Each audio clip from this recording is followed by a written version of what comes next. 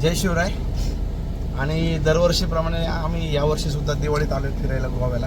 यावेळेस डायरेक्ट गोव्याचा प्लॅन झाला, तो सुद्धा 4 वेळा कॅन्सल होऊन गोव्याचा प्लॅन झाला आमचा. तर आत्ता आम्ही आहे पणजीमध्ये आणि आपल्यासोबत आहे दरवेळचीच गँग, देवे, आयोन, रॉय. फक्त सोने यावर्षी कॅन्सल झाला आमचं, सोने आला नाही, त्याला काम होतं म्हणून. तर आत्ता आम्ही आहे पणजीमध्ये आणि पणजीमधून आत्ता आम्ही निघालो आहे श्री सप्तकोटेश्वर टेम्पल, जे गोव्यामध्ये आहे, महादेवाचं मंदिर आहे. तर ते आम्ही आत्ता बघायला चाललो आहे. तर चला तुम्हालाही दाखवतो कसं आहे ते मंदिर.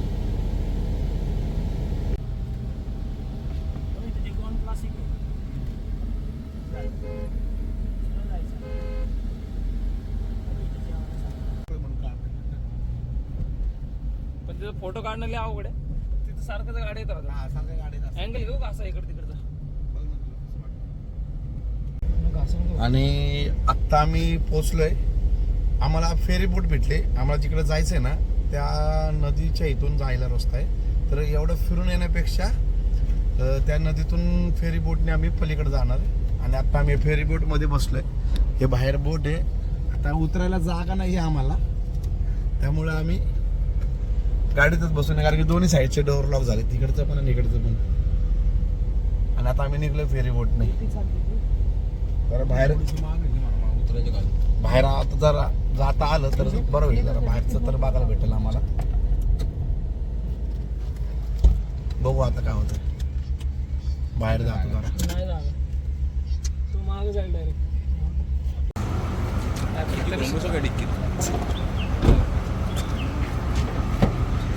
पुढचं चाक उभं राहिला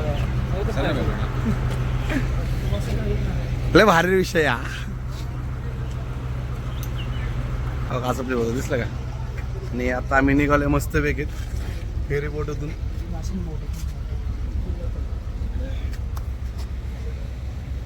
भारी मजा आहे त्यावेळेस. म्हणजे आम्ही गोव्याला आलोय पण आम्ही फक्त बीचला नाही जाणार आहे. आम्ही त्याच्यावर वेगवेगळ्या गोष्टी पण बघणार आहेत, कारण की गुगलवरती भरपूर गोष्टी सर्च केल्या, भरपूर स्पॉट भेटले. त्या स्पॉटनुसार आम्ही चाललोय. पहिलं तर आमचा प्लॅन होता देवगडला जायचं, पण जरा आमचा प्लॅन यावेळेस जरा थोडासा फेल गेला. तर 1 दिवसाची कमी झाली. 1 दिवस आमच्याकडे जास्त नाही आहे, म्हणून आम्ही डायरेक्ट गोव्याला येऊन पुढची गोष्ट करू. आता जेवढे स्पॉट बघायला भेटतील गोव्यामधले बीच सोडून ते आम्ही सगळे बघतोय. आणि मग राहिल्याप्रमाणे 2 दिवस आमचा सेम बीच पलोलियमला, जिथं आम्हाला दरवेळेस आवडतो तो बीच.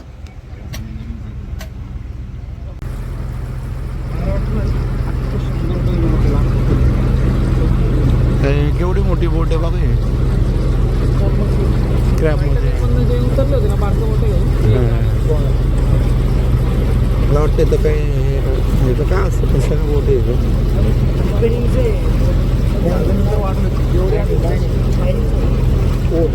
ओके, मायनिंगचं आहे ना. दिवार आयलंड हेच आहे ना म्हटलं. दिवार आयलंड हे मध्येच ना. दिवार पण इकडचं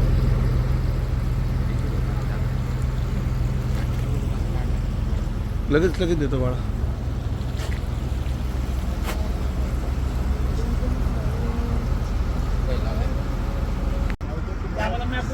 आणि आत्ता आम्ही चाललो फेरी बोटने ना. तर आम्ही असंच विचारलं फेरी बोटला किती पैसे वगैरे.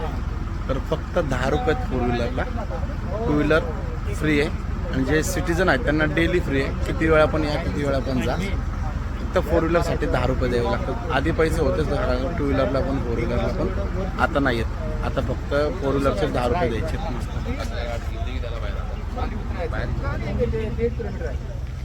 त्या काकांनी सांगितलं आम्हाला कसं जायचं काय. मस्त. बाकी काय बघा आहे का?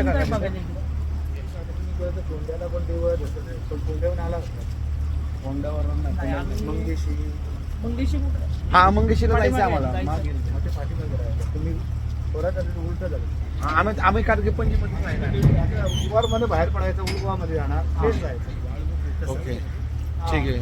आता आम्ही पहिले हे सप्तकोटेश्वर करून मग मंगेशीला जाऊ. दिवारला आहे का फिरायला काही?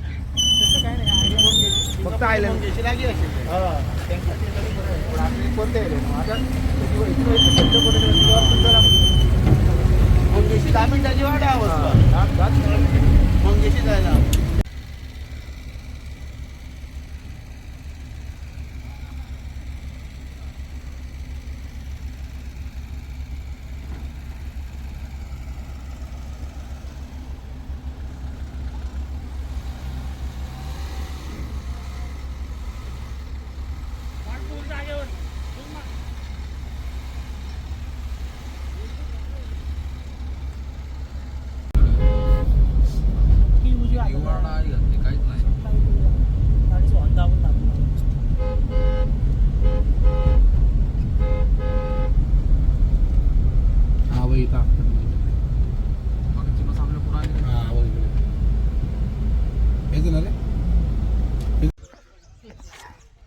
अशा तऱ्हेने आम्ही आत्ता पोहोचलो आहे आमच्या डेस्टिनेशनवर, श्री सप्तकोटेश्वर मंदिर.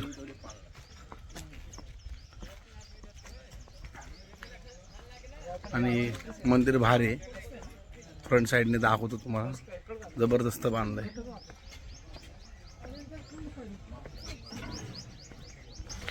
हे बघा मंदिर, एक नंबर मंदिर आहे.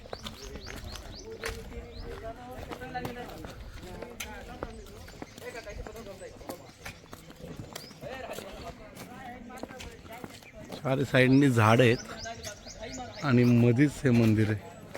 इकडे घरं वगैरे आहेत लोकांची, पण बाजूला सगळे बागाच आहेत सुपारीच्या, नारळाच्या.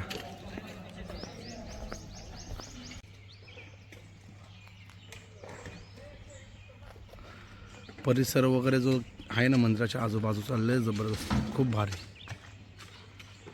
मंदिरच मस्त बांधलंय.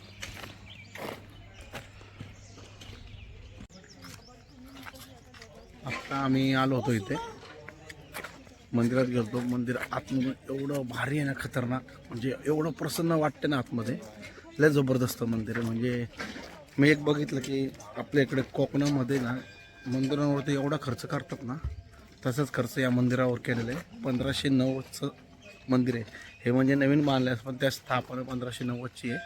पण आतमधनं मंदिर आहे एवढं भारी आहे. ते पुजाऱ्यांनी सांगितलं की व्हिडिओ काढायला अलाउड नाही आहे, फोटो काढायला अलाउड नाही आहे, म्हणून मी काय फोटो वगैरे व्हिडिओ काढता नाही आली. पण बाहेरनंच मंदिरावरनं तुम्हाला कळलं असेल की मंदिर कसं आहे आतमध्ये. मी खूप प्रयत्न केला, त्यांना विचारलं की होतंय का, पण नाही म्हणले. पण जबरदस्त मंदिर आहे खरंच. गोव्यात आलं नाही सप्तकोटेश्वर मंदिराला, खरंच या तुम्ही. जबरदस्त बनवलं मंदिर, खूप मोठं मंदिर आहे. तिकडून सुरुवात होती ते इथपर्यंत असं, इकडून मागे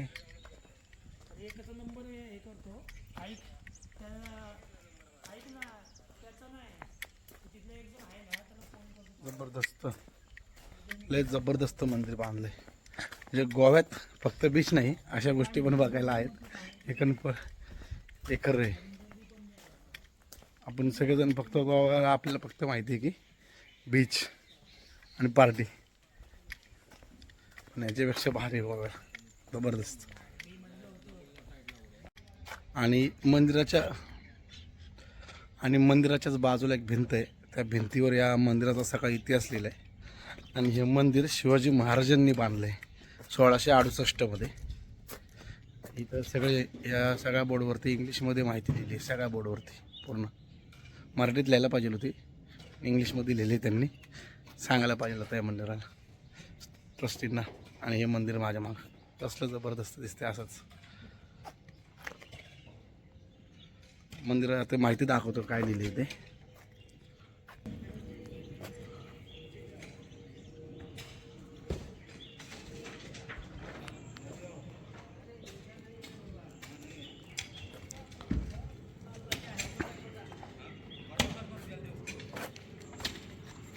हा मंदिराचा पूर्ण नकाशा की मंदिर कसं आहे. हे समोर लेक सुद्धा आहे असं.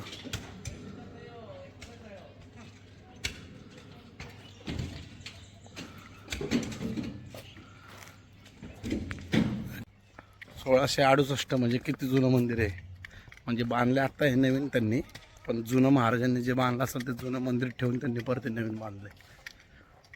आणि मंदिराचंच हे असं मंदिर आहे. आणि बरोबर त्याच्या समोरच्या साईडला हा तलाव आहे,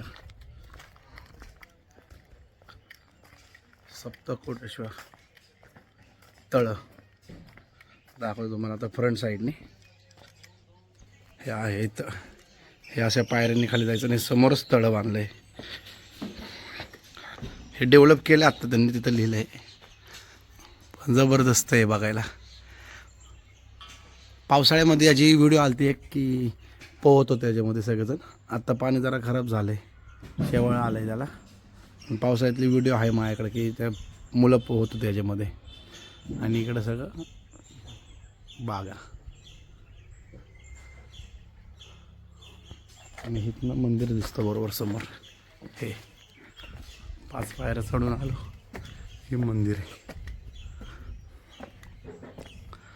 जबरदस्त आहे पण आहे जे काय आहे ना खूप जबरदस्त आहे. नक्की भेट द्यायला पाहिजे इथं. अशा तऱ्हेने मंदिर बघून झाले. तुम्हाला फक्त बाहेरनं दिसलं, मला आतमधून दिसलं. तर तुम्हाला जर बघायचं असेल आतमधून मंदिर कसं आहे तर तुम्ही येऊन बघा. अप्रतिम सुंदर मंदिर आहे, अप्रतिम. आतमध्ये गेलं ना एवढी पॉझिटिव्ह एनर्जी आहे ना, खतरनाक. एवढं प्रसन्न वाटतं ना आतमध्ये. जबरदस्त मंदिर बांधलं आहे. तर गोव्यात आला तर नक्की या मंदिर बघायला या. खूप भारी मंदिर आहे. भेटूयात पुढच्या व्हिडिओमध्ये. Bye bye.